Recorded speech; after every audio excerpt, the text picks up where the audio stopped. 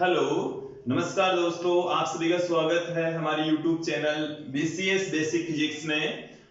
आज की इस वीडियो में हम देखेंगे क्लास 12 का कूलॉम का नियम। देखिए विद्यार्थियों, आपने लास्ट ईयर क्लास 11th में गुरुत्वाकर्षण के चैप्टर में न्यूटन का सार्वत्रिक नियम पढ़ा था। ठीक उसी प्रकार ही दो आवेशों के मध्य लगने वाले बल को कूलॉम के नियम द्वारा दिया जाता है। मैं आपको क्लास 11 का थोड़ा सा याद दिलाता हूं। क्लास 11th में हमने ये देखा था, दो द्रव्यमान हैं m1 तथा m2 और दोनों के बीच की जो डिस्टेंस है वो स्मॉल r है। तब दोनों पिंडों के मध्य लगने वाला जो गुरुत्वाकर्षण बल है वो दोनों पिंडों के द्रव्यमानों के गुणनफल के समानुपाती तथा उनके मध्य की दूरी के वर्ग के व्युत्क्रमानुपाती होता है। ये लास्ट ईयर क्लास 11th में आपने देखा होगा।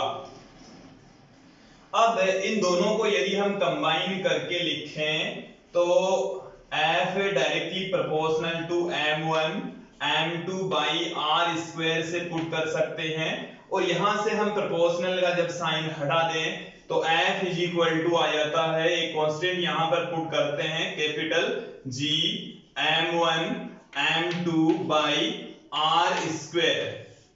यह है किन्हीं दो पिंडों के मध्य लगने वाले गुरुत्वाकर्षण बल का फॉर्मूला, जो कि आपने क्लास 11th में पढ़ा है। ठीक उसी प्रकार ही हम आज के इस वीडियो में कक्षा 12 के एक टॉपिक है कूलॉम का नियम देखेंगे।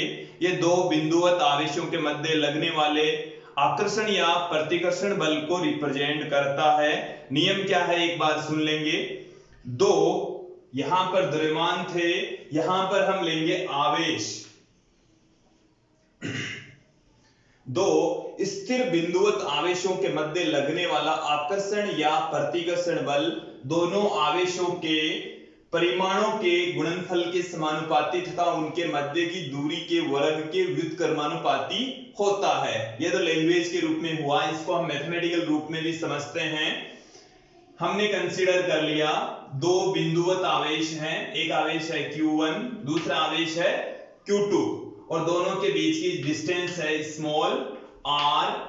तब इन दोनों आवेशों के मध्य लगने वाला जो विद्युत आकर्षण बल या प्रतिकर्षण बल है उसको हम यदि F से लिखें तो ये जो आकर्षण या प्रतिकर्षण बल है दोनों आवेशों के परिमाण के गुणनफल के समानुपाती।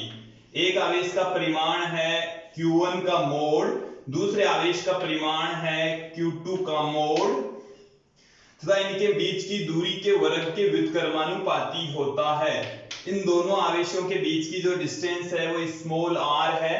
दूरी का वर्ग करना है पहले, फिर उसको व्युत्क्रमानुपाती लेना है। दूरी का हमने वर्ग कर दिया तो ये आ गया स्मॉल r का स्क्वायर और व्युत्क्रमानुपाती का मतलब हो गया, इसको हम 1 में लिखेंगे, बट्टे में इसको लिखा जाएगा। इसको हम दे दें इक्वेशन नंबर 1, इसे हम दे दें इक्वेशन नंबर 2। समीकरण 1 और 2 को यदि हम कंबाइन करके लिखें तो हमारे पास में आ जाएगा F is equal to F directly proportional to Q1 का मोड Q2 का मोड बाई r स्क्वायर। यहां से प्रोपोर्शनल का साइन हटा देंगे और प्रोपोर्शनल का जब साइन हटाएंगे तो यहां पर एक कांस्टेंट पुट करेंगे और उस कांस्टेंट को हम कैपिटल K से लिखेंगे। F इज इक्वल टू हमारे पास में निकल कर आ रहा है K Q1 Q2 upon r square और यही हमारे पास में है कूलॉम के नियम का गणितीय रूप। कूलॉम के नियम का गणितीय रूप। अब इसमें कुछ छोटी छोटी जो टर्म्स है वो और देखेंगे। इस नियम की मूल जो बातें हैं कि दोनों आवेश स्थिर होने चाहिए, दोनों आवेश स्टैटिक पोजीशन में होने चाहिए, एक दूसरे के सापेक्ष जो डिस्टेंस है वो नहीं बदलनी चाहिए। हम क्लास 12th में ही एक चैप्टर आएगा परमाणु, उसमें जो बोर का नियम है, आपने केमिस्ट्री के अंदर बोर के नियम पढ़े हैं और उसमें भी ये आता है कूलॉम्स लॉ कि वहां पर जो इलेक्ट्रॉन है इलेक्ट्रॉन है वो नाभिक के चारों ओर चक्कर लगाता है। नाभिक में धनावेश होता है, इलेक्ट्रॉन पर ऋणावेश होता है, ये यहां पर चक्कर लगाता है। ये हम परमाणु के अंदर की बात कर रहे हैं, बोर के नियम की बात कर रहे हैं, और वहां पर भी हम इस नाभिक तथा इलेक्ट्रॉन के मध्य लगने वाले जो आकर्षण बल है उसको भी कूलाम के नियम से देते हैं, जबकि यहां पर इसको स्थिर मानकर इसको गतिशील, ये तो गतिशील ही होता है, तो इनके बीच में लगने वाले बल को भी हमने कूलाम के नियम से डिफाइन किया है वहां पर। तो विद्यार्थी ये तो स्थिर अवस्था में नहीं है, फिर भी कूलाम का नियम अप्लाई हो रहा है। तो बाद में ये निष्कर्ष निकाला गया कि दोनों में से कोई सा एक आवेश स्थिर होना चाहिए तथा दोनों आवेशों के बीच की जो डिस्टेंस है वो चेंज नहीं होनी चाहिए। देखिए विद्यार्थी यहां पर इलेक्ट्रॉन है वो चक्कर लगा रहा है, बट नाभिक से इसकी जो डिस्टेंस है वो चेंज नहीं हो रही है। इनके बीच की जो डिस्टेंस है वो उतनी ही है, हर पोजीशन में दूरी सेम रहती है। इसलिए यहां पर परमाणु में जो नाभिक और इलेक्ट्रॉन है उस पर भी कूलाम का नियम अप्लाई हो जाता है। एक्चुअल में कूलाम का नियम दो स्थिर बिंदुवत आवेशों पर ही अप्लाई होता है। फिर हम बात करेंगे बिंदुवत आवेशों की। बिंदुवत आवेशों का अर्थ यह है कि इन आवेशों का आकार इन दोनों के बीच की डिस्टेंस की तुलना में बहुत ही छोटा होना चाहिए। हालांकि ये जो इनका आकार बहुत बड़ा हो सकता है, लेकिन ये जो डिस्टेंस है वो बहुत ही बड़ी होनी चाहिए। तो इस दूरी की तुलना में यदि इनका आकार छोटा है तो इनको हम बिंदुवत कह सकते हैं। देखिए मैं बात करता हूं, एक एग्जांपल लेता हूं कि ये जो डस्टर है वो छोटा है या बड़ा है। इसको हम छोटा या बड़ा नहीं कह सकते। यदि कोई दो की तुलना करेंगे तभी हम किसी वस्तु को छोटी या बड़ी कह सकते हैं। यदि डस्टर की बात करें तो ये मेरी तुलना में डस्टर है वो छोटा है, लेकिन इस चौक की तुलना में ये डस्टर है वो बड़ा है। तो दो की जब तुलना करते हैं तब छोटे या बड़े का पता चलता है। ठीक उसी प्रकार से यहां पर जो बिंदुवत है आवेश उसका पता ऐसे चलेगा कि इन जो दोनों आवेशों के बीच की डिस्टेंस की तुलना में इनका जो आकार है वो काफी छोटा होना चाहिए। इसके बाद में हमने इक्वेशन नंबर 1 में दोनों आवेशों का परिमाण लिया है। परिमाण लेने का यहां पर रीजन ये है कि यदि हमें आवेशों को इनके चिन्हों के साथ में पुट करते, ये तो हालांकि अदिश राशियां हैं, इनको चिन्ह के धनात्मक और ऋणात्मक दोनों हो सकती है, बट जो यहां पर F है बल है वो एक सदिश राशि है और इसका मान नेगेटिव या पॉजिटिव आता, जो कि दिशा को शो करता, आकर्षण या प्रतिकर्षण बल को बताता। यदि F का मान ऋणात्मक आता है तो वो आकर्षण बल को शो करेगा, चाहे बल का मान कहीं पर भी आए भौतिकी में। यदि वो ऋणात्मक आ रहा है इसका मतलब वो आकर्षण बल को बता रहा है, और यदि बल का मान धनात्मक आ रहा है इसका मतलब वो प्रतिकर्षण बल को शो कर रहा है। समझ में आया होगा। देखिए विद्यार्थियों यहां पर जो कूलाम के नियम में जो आकर्षण या प्रतिकर्षण बल है वो दोनों आवेशों के बीच की दूरी के वर्ग के व्युत्क्रमानुपाती होता है। दोनों आवेशों के बीच की दूरी r, तो ये दूरी के वर्ग के व्युत्क्रमानुपाती। यहां से ये स्पष्ट होता है इस कूलाम के नियम को व्युत्क्रम वर्ग नियम भी कहा जाता है। समीकरण 2 के अकॉर्डिंग ही इस नियम को क्या कहा जाता है? कूलाम के नियम का दूसरा नाम है व्युत्क्रम वर्ग नियम। व्युत्क्रम वर्ग नियम भी इसको कहते हैं। अब हमें यहां पर चलते हैं कि यहां पर प्रोपोर्शनल का साइन हमने हटाया और एक कांस्टेंट यहां पर पुट किया। ये जो कांस्टेंट है समानुपाती स्थिरांक कहलाता है। इस कांस्टेंट की वैल्यू कितनी होती है इसकी, यहां से जब प्रोपोर्शनल का साइन हटाया तो एक कांस्टेंट पुट किया के, इस के बारे में समानुपाती स्थिरांक होता है k इक्वल टू होता है, इसकी जो वैल्यू होती है वो होती है 1/4 पाई एप्सिलॉन नॉट। मान होता है इसका 9 into 10⁹। इसका मात्रक भी देखिए, यहां से हम इस k का मात्रक देखेंगे। ये तो इसका मान हो गया, इसका जो मात्रक है वो क्या होगा? k का मात्रक इधर मैं इसको एक बार इस तरीके से लिख लेता हूं, इस r स्क्वायर को इधर मल्टीप्लाई कर दूंगा तो F into are square, Q1 और Q2 को मैं इधर डिवाइड कर दूंगा, Q1 और Q2 को यहां पर डिवाइड करेंगे तो Q1 Q2 मैंने यहां पर डिवाइड में लिख दिया। अब यहां से इसका मात्रक देखेंगे, F है वो बल है, बल का मात्रक हो गया न्यूटन, R यहां पर डिस्टेंस जिसका मात्रक मीटर, वर्ग है तो यहां पर भी हमने वर्ग कर दिया, Q1 का मात्रक कूलाम, दूसरा Q2 है उसका मात्रक भी कूलाम, तो K का जो मात्रक है वो न्यूटन इंटू मीटर स्क्वायर पर कूलाम स्क्वायर आ जाएगा, इसकी वैल्यू 9 इंटू 10⁹ होती है।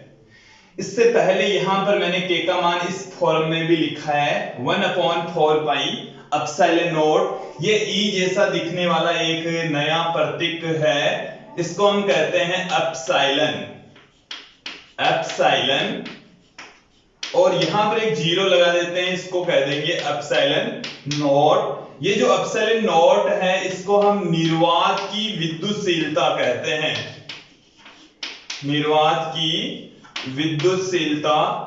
इस निर्वात की विद्युतशीलता का मान होता है 8.854 गुणा 10⁻⁻12। देखिए विद्यार्थी, इसका जो मात्रक होगा वो क्या हो जाएगा, एप्सिलॉन नॉट जब इधर जाएगा तो ये सारी की सारी वैल्यू डिवाइड में आ जाएगी, मतलब इसका जो मात्रक होगा एप्सिलॉन नॉट का, K का मात्रक है उसका व्युत्क्रम के बराबर होगा, तो ये कूलाम स्क्वायर प्रति न्यूटन इंटू मीटर स्क्वायर इसका मात्रक हो जाएगा। तो एप्सिलॉन नॉट की वैल्यू है 8.854 इंटू 10⁻⁻12 कूलाम स्क्वायर पर न्यूटन इंटू मीटर स्क्वायर। देखिए विद्यार्थियों, अब हम एप्सिलॉन नॉट की वीमा फाइंड आउट करेंगे और जो निर्वात की विद्युतशीलता है एक्चुअल में होती क्या है ये भी हम देखेंगे। पहले हम वीमा देखते हैं, एप्सिलॉन नॉट की जो वीमा है क्या होगी, यहां पर इसका मात्रक देखें, मात्रक से इसकी वीमा फाइंड आउट करेंगे। यहां पर इसका मात्रक है कूलाम, कूलाम आवेश का मात्रक होता है और आवेश की जो वीमा होती है वो होती है A1 T1, इसका स्क्वायर है तो यहां पर भी स्क्वायर कर देंगे। ये है न्यूटन बल का मात्रक और बल की वीमा होती है M1 L1 T-2, ये है M दूरी का मात्रक और दूरी की जो वीमा होती है वो होती है L, इसका स्क्वायर है तो यहां पर भी इसका स्क्वायर आ जाएगा। फाइनली जो एप्सिलॉन नॉट की जो वीमा है वो क्या आएगी, M1 जब ऊपर जाएगा तो M की जो पावर है वो -1, L1 और इसका स्क्वायर हो जाएगा तो L2, यहां से L3 हो गया, और ये जब बट्टे से ऊपर जाएगा तो L⁻⁻3, T की घात 2 -2 यहां है, बट्टे से ऊपर जाएगी तो प्लस में 2 हो जाएगी, और यहां पर T1 की घात 2 पहले से ही पड़ी है तो T की घात हो गई 4, यहां पर 1 की घात 1 है, स्क्वायर होगा तो 1 की घात कितनी हो जाएगी, 2 हो जाएगी। तो फाइनली जो एप्सिलॉन नॉट की वीमा है वो M-1 L-3 T की घात 4 1 की घात 2 हो जाएगी। ये तो समझ में आया होगा इसकी वीमा क्या होती है। विद्यार्थियों,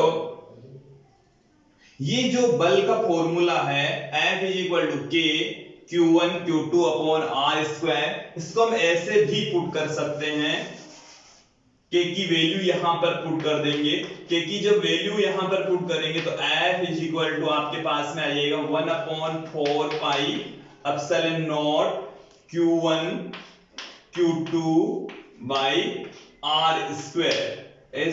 ऐसे भी इसको लिखा जा सकता है, ऐसे भी इसको लिख सकते हैं। ये हमने यहां पर K की वैल्यू पुट कर दी 1/4 पाई एप्सिलॉन नॉट।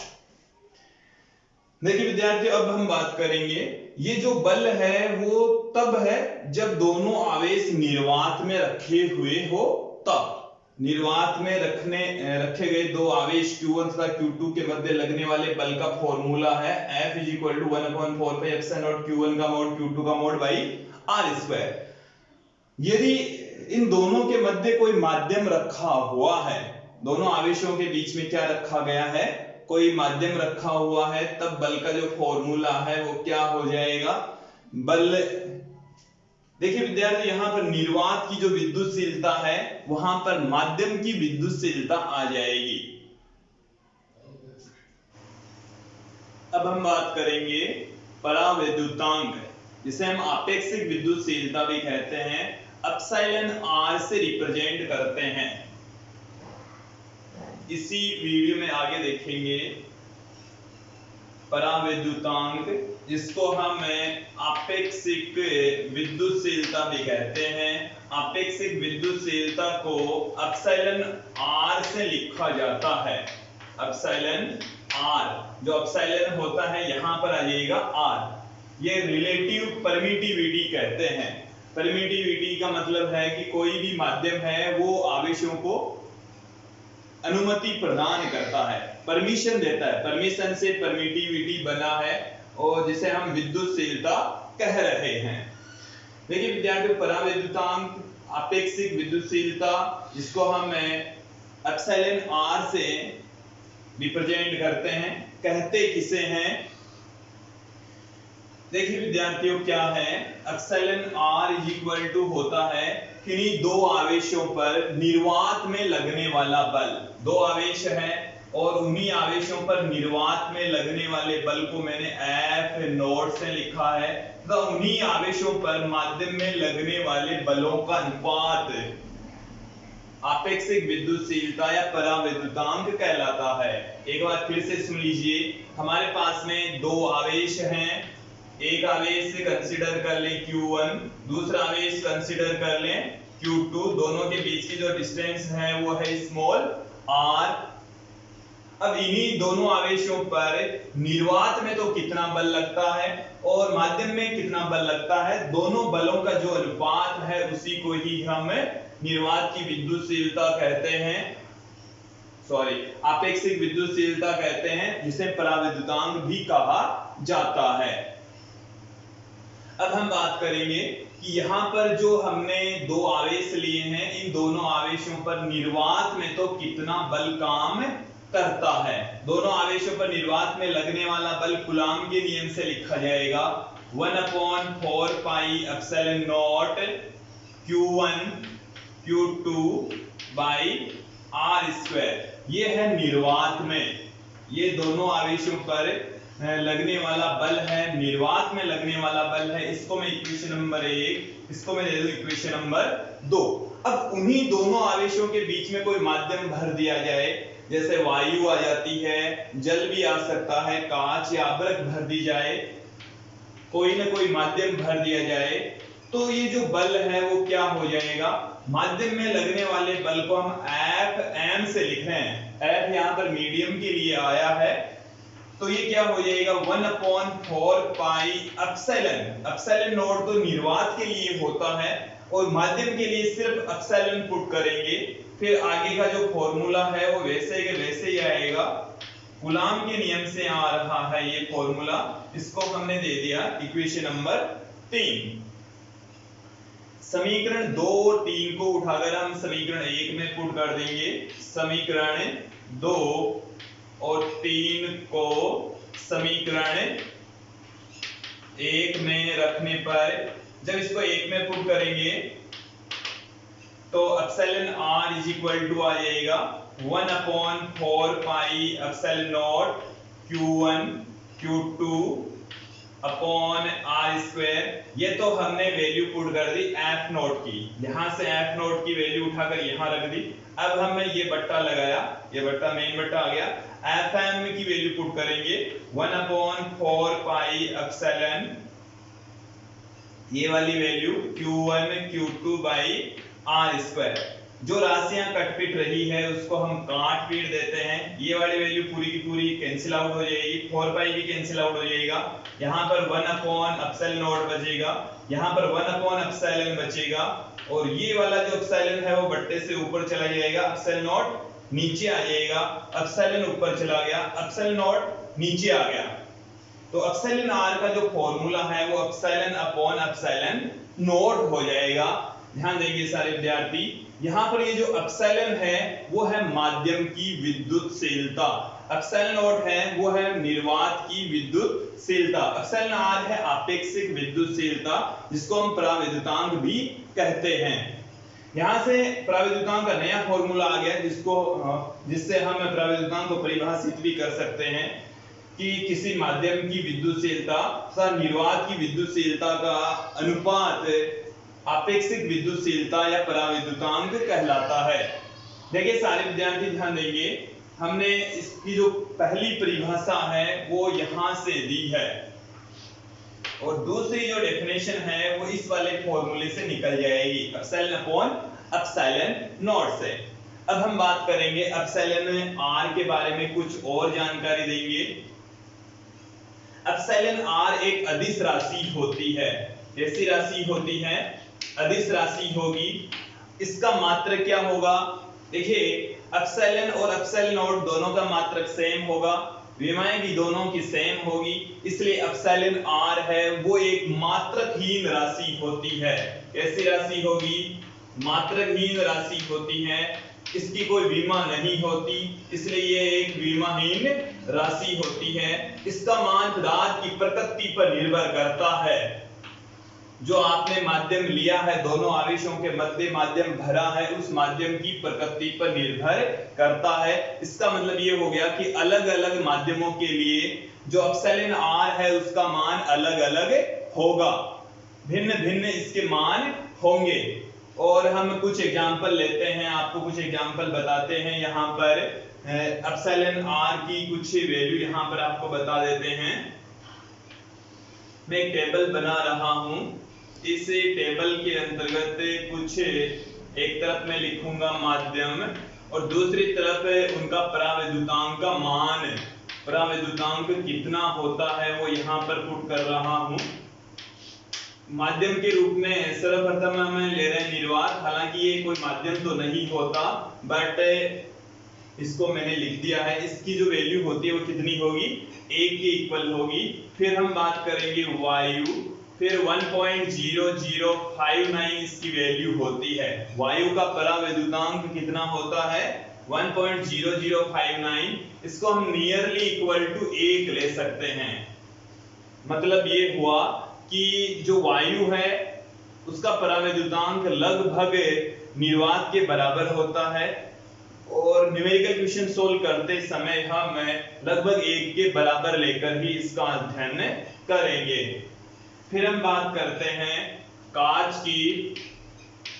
कांच के लिए जो पराविद्युतांक है उसका मान 5 से 10 के मध्य हो सकता है। अभ्रक के लिए इसका जो मान है वो 3 से 6 के मध्य हो सकता है। जो जल है उसके लिए इसका मान होता है 80 और जो चालक वस्तुएं होती है उनके लिए पराविद्युतांक का मान होता है अनंत। तो ये हमारे पास में कुछ माध्यम था, उनके पराविद्युतांक मैंने यहाँ पर पुट किए हैं। ये इसमें कुछ बातें यहाँ पर लिखी है कि जो एप्सिलॉन आर है अदिश राशि होती है, मात्रकहीन होती है, विमाहीन होती है, इसका मान पदार्थ की प्रकृति पर निर्भर करता है। यहाँ पर हमने दिखाया है कि जो माध्यम है अलग अलग हैं तो पराविद्युतांक के मान भी अलग अलग होंगे। डेफिनेशन समझ में आई होगी, मान भी समझ में आए होंगे। 2 डेफिनेशन हो गई है इसकी। अब हम बात करेंगे कूलॉम के नियम का सदिश रूप। इसके लिए देखिए विद्यार्थियों, हम 2 आवेश लेंगे Q1 तथा Q2, दोनों को निर्वात में ही रखेंगे और पहले हम ये देखेंगे कि आवेश Q1 है वो Q2 पर कितना बल लगाता है।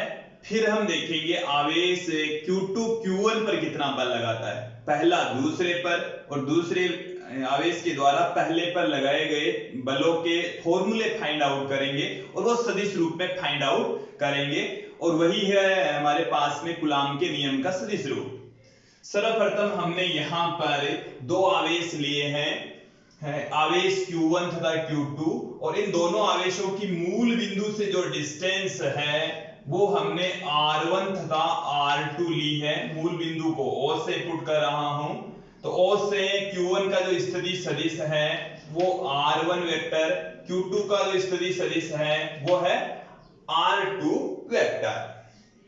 सर्वप्रथम हम बात करेंगे कि आवेश Q1 के द्वारा Q2 पर लगाया गया बल, आवेश Q1 के द्वारा Q2 पर लगाया गया जो बल है उसकी बात करेंगे। उसके लिए हमारे को दोनों आवेशों के परिमाण के साथ में दोनों आवेशों के बीच की डिस्टेंस भी चाहिए। और जब Q1 Q2 के ऊपर बल लगा रहा है तो उस बल को तो हम लिखेंगे F21 वेक्टर से, F21। इसका अर्थ यह है कि आवेश Q1 Q2 पर बल लगा रहा है, आवेश Q1 Q2 पर बल लगा रहा है और इनके बीच की जो डिस्टेंस है उसको हम लिखेंगे R21 वेक्टर से और इसकी डायरेक्शन Q1 से Q2 की ओर होगी। एक बार R21 वेक्टर को देखें, यहां से यहां तक का एकांक सदिश है जिसकी डायरेक्शन Q1 से Q2 की ओर है, जिसकी डायरेक्शन Q1 से Q2 की ओर है और Q1 के द्वारा Q2 पर लगने वाला बल दूर की ओर F21 वेक्टर से लिखा है।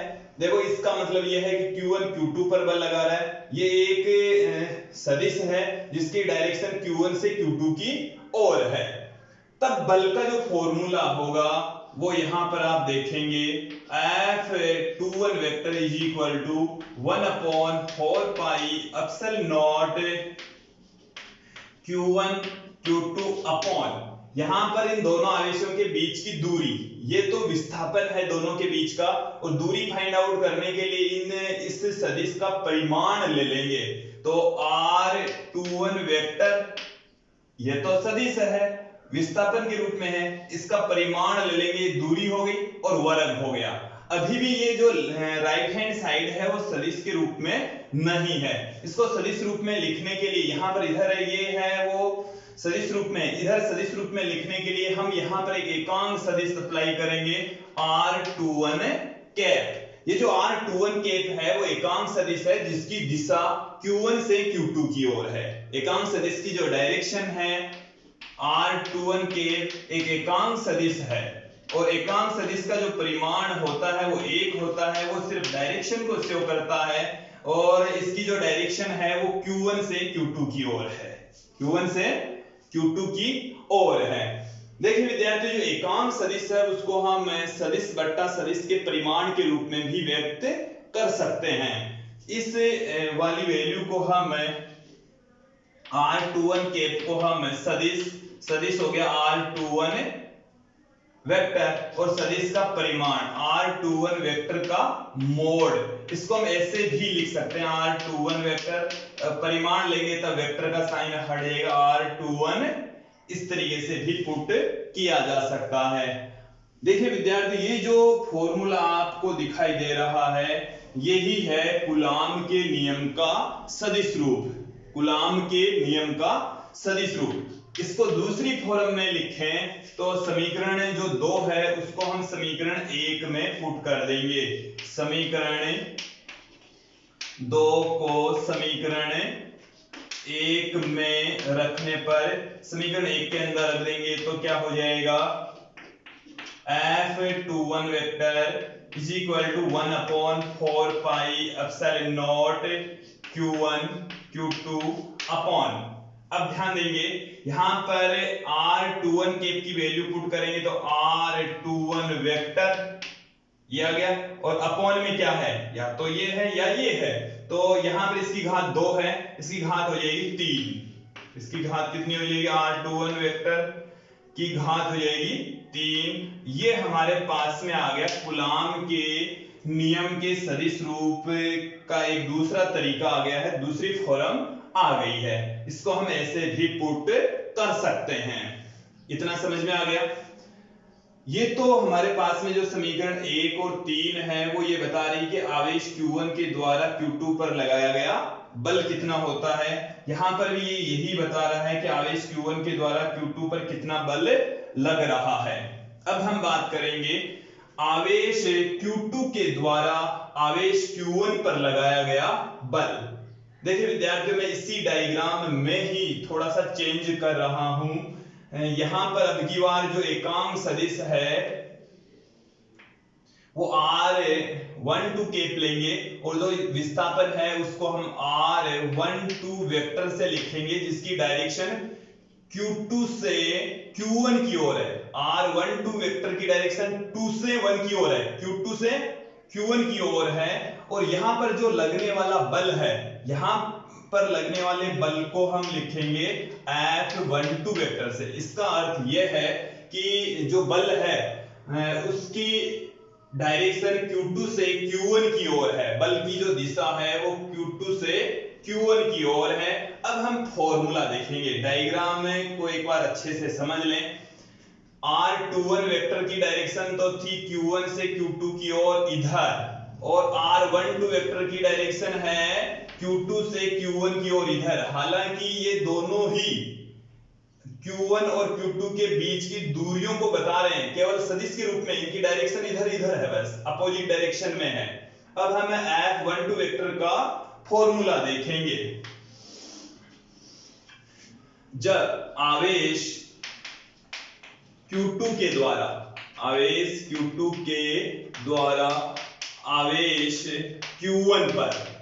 Q1 पर लगाया गया बल, इस बल को हम पुट कर रहे हैं F21 वेक्टर से। सिमिलर तरीके से कूलॉम के नियम को अप्लाई करते हुए समीकरण 1 की भांति ही हम लिख रहे हैं 1/4 pi epsilon naught Q1 Q2, दोनों आवेशों का परिमाण हमने लिख दिया Q1 और Q2। अब दोनों के बीच की जो डिस्टेंस है उसका वर्ग करना है। जब आवेश Q2 Q1 पर बल लगा रहा है तब ऊपर वाली ये वाली डिस्टेंस हम लेकर चलेंगे, तो R12 वेक्टर के परिमाण का स्क्वायर। और यहां पर भी हम एक एकांक सदिश पुट करेंगे। यहां पर तो पुट किया था R21 के, अब की बार जो बल लग रहा है वो इधर से इधर की ओर लग रहा है, R12 के एकांक सदिश पुट करेंगे। R12 के एकांक सदिश हमने पुट कर दिया, इसको हमने दे दिया इक्वेशन नंबर 4। समीकरण 4 में भी हम जो एकांक सदिश है,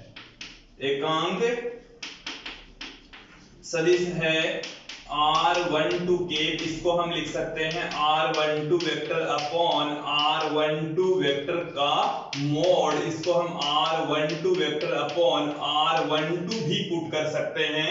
यहां से समीकरण 5 दे देंगे। इस समीकरण 5 को 4 में रखने पर, 5 को जब 4 में रखेंगे तो हमारे पास में आ जाएगा F12 vector equal to 1/4 pi epsilon naught Q1 Q2 upon, यहां पर R12 कैप, यहां से R12 कैप की वैल्यू ये है, तो R12 वेक्टर ये आ गया। और यहां पर इसकी घात 2 पहले से थी, एक ये और आ जाएगी, तो इसकी घात कितनी हो गई, R12 वेक्टर की घात हो गई है 3। इसको हमने दे दिया इक्वेशन नंबर 6, समीकरण 6 दे दिया है विद्यार्थियों। अब देखेंगे समीकरण जो 3 और 6 है वो कूलॉम के नियम के सदिश रूप को व्यक्त करती है। यहां से डायग्राम को देखेंगे एक बार फिर से।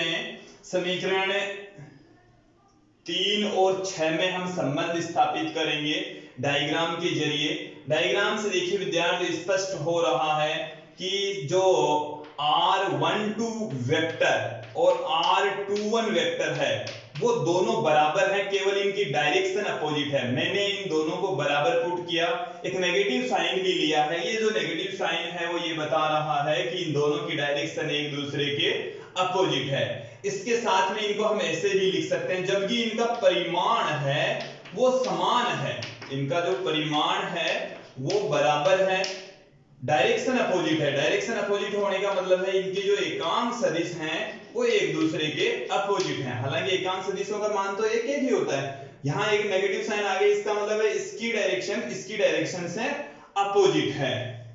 ये वाले जो फॉर्मूले हैं वो हम समीकरण 6 में अप्लाई करेंगे।